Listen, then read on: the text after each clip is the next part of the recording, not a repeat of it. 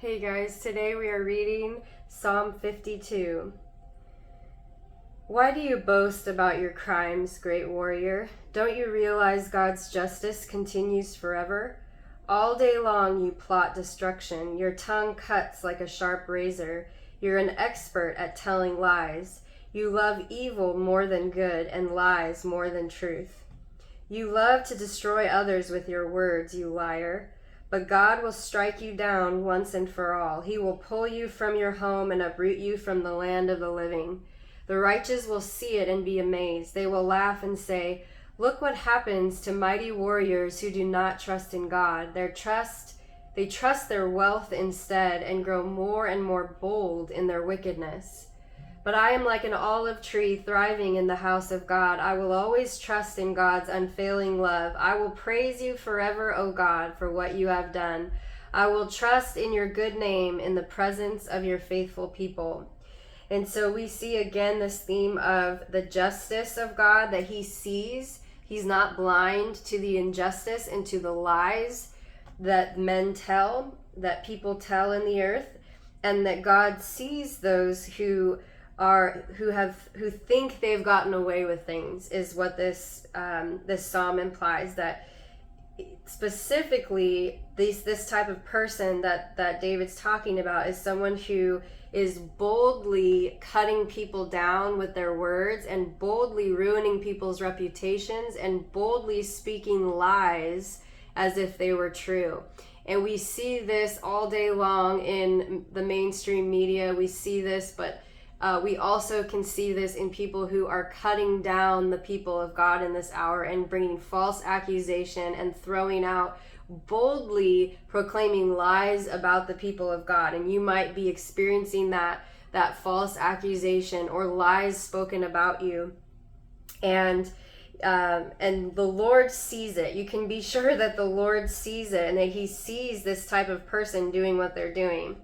And it says here that we can be sure that the righteous will see and be amazed and say, "Look what happens to the mighty warriors who do not trust in God." And the key, that they trust their wealth, and as their wealth grows, which is not, we talked about a couple Psalms ago, that wealth comes and goes, right? We can't keep it with us. And those who trust in their wealth as their ultimate source of dependence are foolish.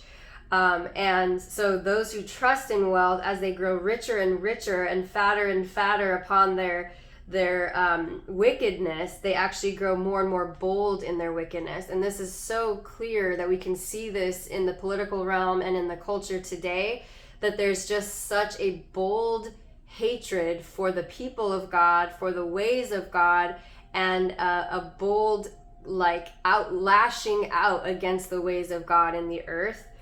But we know that the Lord, this chapter again speaks of the justice and the righteousness of God that is to come.